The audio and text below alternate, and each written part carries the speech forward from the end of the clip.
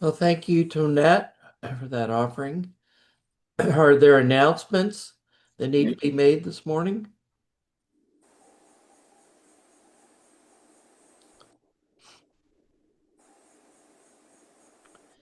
How about joys and concerns?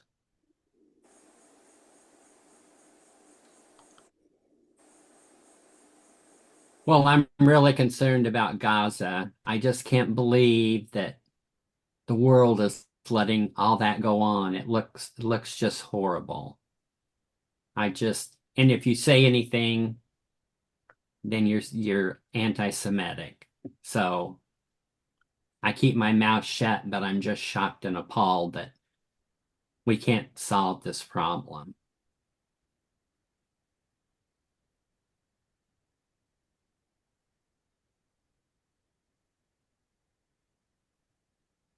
Well, I have both a joy and a concern to share.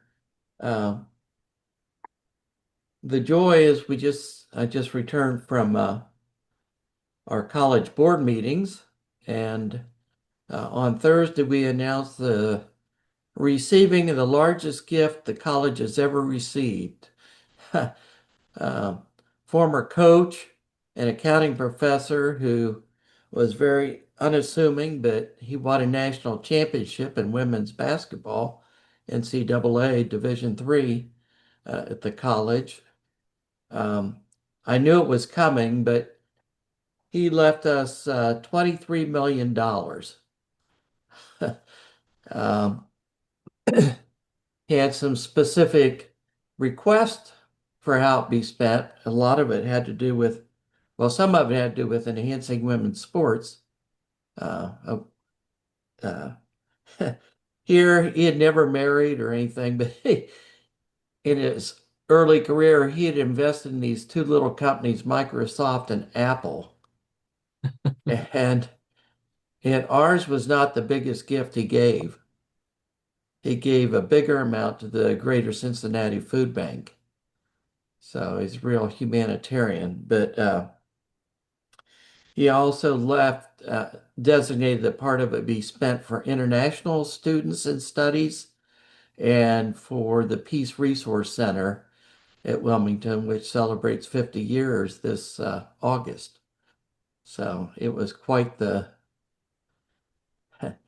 game changer for a little school. It instantly raised our endowment by a third. So, um, and the concern is, I mentioned earlier to some folks, I'm coming back to Indiana tomorrow, um, and I'd set it up beforehand, before I knew this, but those of you know her daughter Laura, she fought breast cancer and survived, and she's been trying to get past colon cancer and doing very well, but she had some bad numbers in blood work and had to have a CAT scan, and they're concerned that uh, it may have spread someplace, and we're not quite sure yet. But it was a good time that I would to go back and see everybody, because of course she's handling it well, but her husband and kids are pretty upset about it all. So prayers for her would be appreciated.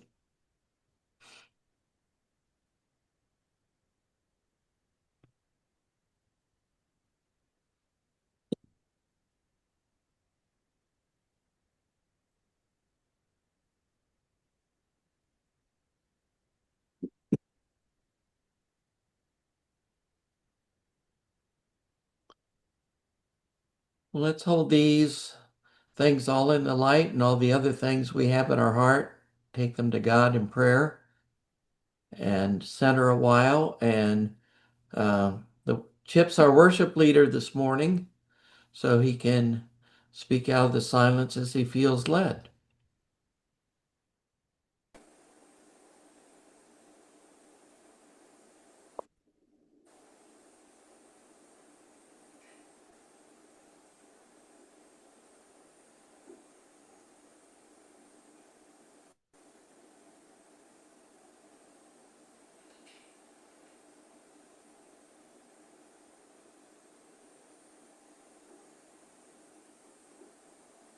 Good morning, friends.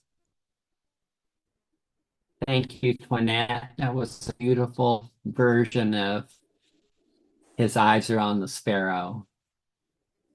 I chose to open with His Eye is on the Sparrow because sometimes God looks to us to help Him whenever we can. And if feeding sparrows need to be done, then we need to do it. Today's message is brought to you by the letter E, which stands for empathy, and the letter C, which stands for compassion. You say, what is empathy? Well, empathy is defined, according to Webster's dictionary, as the action or capacity or understanding and sharing the feelings, thoughts, and experiences of a person or object. Whereas compassion is described as sympathetic pity and concern for the sufferings or misfortunes of others. I got a picture of a cat in my news feed. It was a picture of a cat looking sick, with sore eyes and really thin, and the message said, empathy isn't hoping he'll survive on his own. It's caring enough to take him in. Now that made me think of my daughter-in-law, Keisha. You see, on July the 5th, a dog showed up at Brandon and her yard. Lost and afraid, the dog came to her for help. She fed her and took her in. The next day, Keisha took her to see if the dog was chipped, and she was, and her name was Miss Divine. PetSmart sent a message to the owner, but there was no reply. Now, Miss Divine was not in the best of health. She was underweight and had some kind of tumor on her. She had been on her own for a while. Now, to make a long story short, otherwise this will turn into an Aunt Betty story.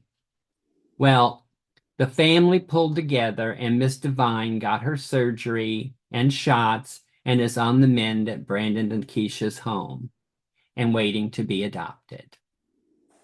And a story about another family member. When Troy moved in next door, he found my last barn cat, wild as could be. And he brought her in and fixed a room for her and made her last years of her life white golden. Now he has another cat that he brought in from the cold who runs his house.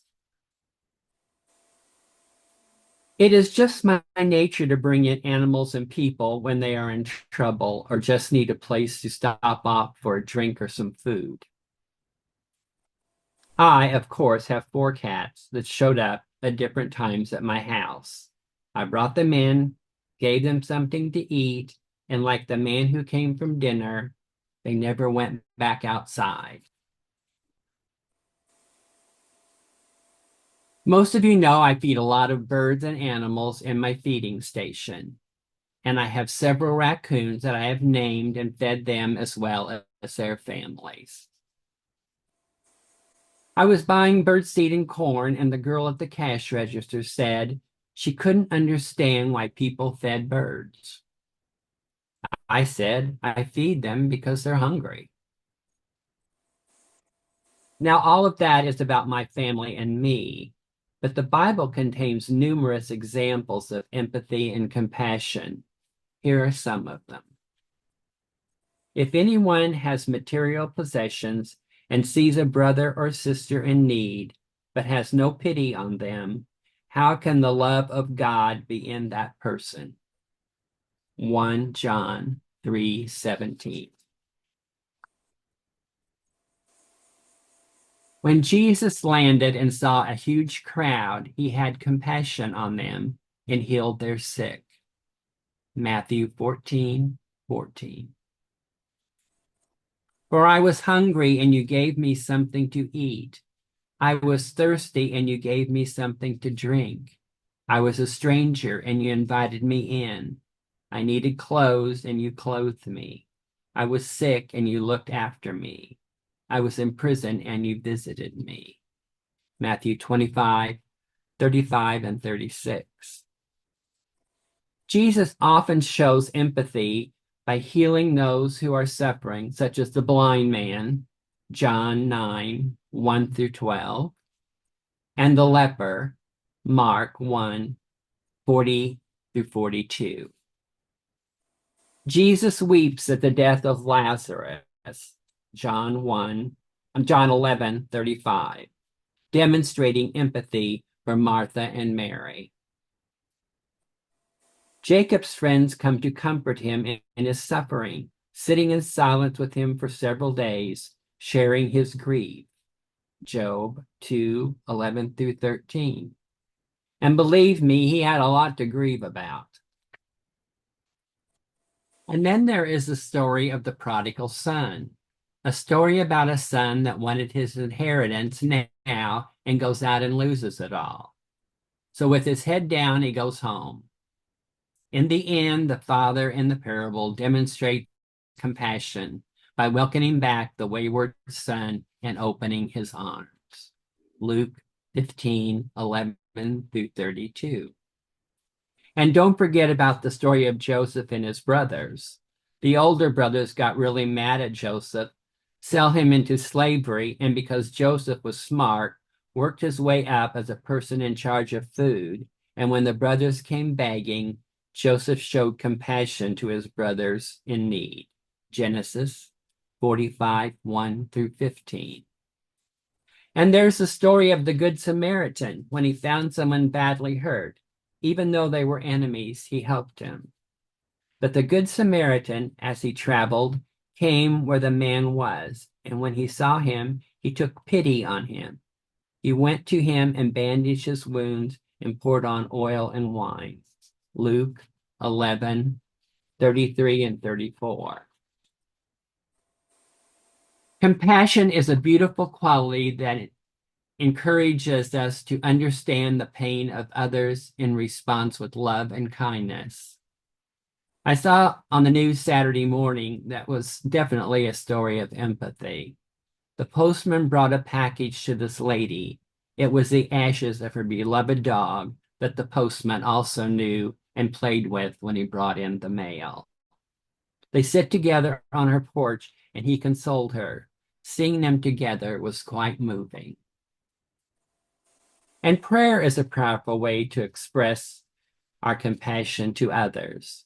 If we can't be with someone, then we can always hold them in God's light and pray for them. Here's another quote from the internet that I came across. It's easy to look at someone else's mess and think you'd handle it better. But truth is, things look simpler when it's not your heart on the line. Compassion begins when judgment ends. And I can't do a message that's about animals without doing some quotes from Betty White. I have been very fortunate to have shared my life with so many wonderful animals. Our pets are here to comfort us and to love us, and it really is not much to ask what in return we can do for and protect them. Animals are near and dear to my heart. I've devoted my life to trying to improve their lives. And I like this one. The only problem with children, they grow up to be people, and I just like animals better. And the last one from Betty, if everyone took responsibility for their animals, we wouldn't have a lot of the animal problems that we do. Take responsible and breed kindness. Now, here are a couple of my favorite quotes that I feel apply to me, but I have no idea who said them. Life is better with a raccoon by your side. Keep rescuing animals. You may lose your mind, but you will surely find your soul. As we go into our quiet time, I would like for you to think about what you would do if a dog or a cat showed up at your house afraid and alone. Would you bring it in? Would you bring in a frightened child? How about an adult that was asking for help? Finally, all of you be like-minded, be sympathetic, love one another, be compassionate and humble. 1 Peter 3:8. May the light of God surround you. May the love of God enfold you. May the power of God protect you. And may the presence of God watch over you. For wherever you are, God is.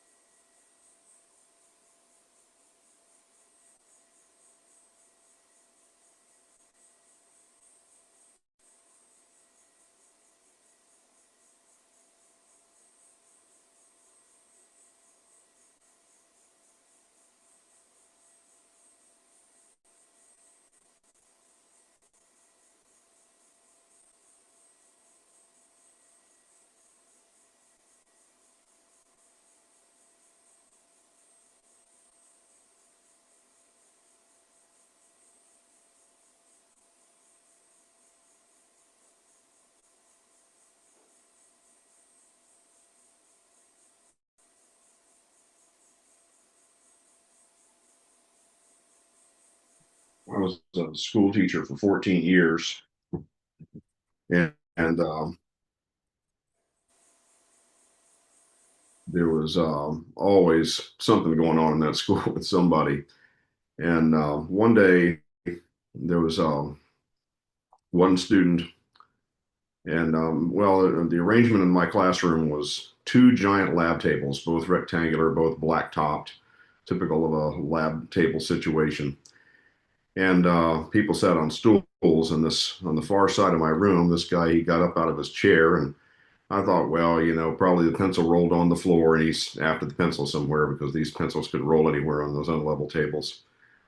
And he walked around the back of the room, the back of the table, came up the middle aisle, and just launched into this other student. And I mean, just absolutely launched. And it was the only fist fight I ever had in my classroom in those 14 years. It was quite something. So all you could do was yell and try to break it up. You really couldn't get involved in it because you would have got hurt too. Got them separated out. One went to a side room that I had, one came out in the hallway, and I went with the one in the hallway. And I said, "What was that?" And he said, "Well, 3 hours earlier in another class, he called me the N word." And I was like, "Oh boy." And so by that time, I had the assistant principal and dean. They were coming down the hallway, and they took him away, and they were out for a number of days, and eventually ended up in what's called in-school suspension, or ISS, where they were isolated in a room together somewhere else in the school. I wrote them a letter, both of them, in while they were in ISS, and said, when you come back to this class, to me, it's like it didn't happen. And we move on in this science course together. That's what we've got to do. And I said, I hold nothing against either of you, and that's where we are. And they came back to class, and there wasn't another thing. I moved them, but there wasn't another thing, that happened in class the rest of that year. About 3 years later, I'm sitting in class afterwards, after the end of the day, and I hear a knock at the door, and it's the student who launched. And he walked in, and he's in a army uniform. He had joined the army. He was out of school and had come back that day for some reason. And he said, "I just wanted to tell you that that letter was the first time that anyone had ever forgiven me in my life." And when Chip mentioned that, just welcoming people in and bringing folks back into just being loved, that reminded me of that, and I felt led to share that this morning.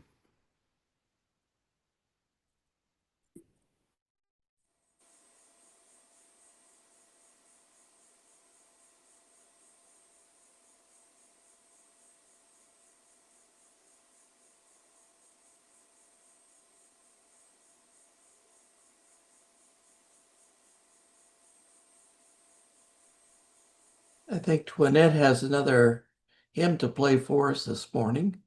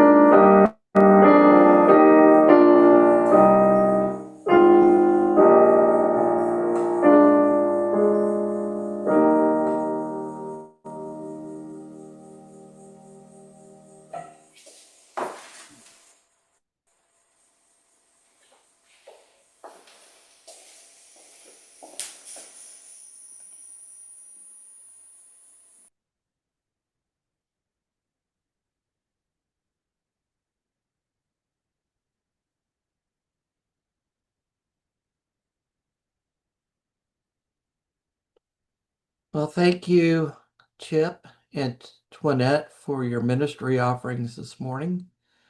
We will continue with unprogrammed worship. For those who could say, we know that some need to leave. We wish you God's blessings on this week. Those who are traveling, travel mercies go with you. And we hope to see you all again soon. And so we'll continue with worship um, at this time. Thank you, Chip and Twinette. Yes, thanks, Lynette and Chip. Great message.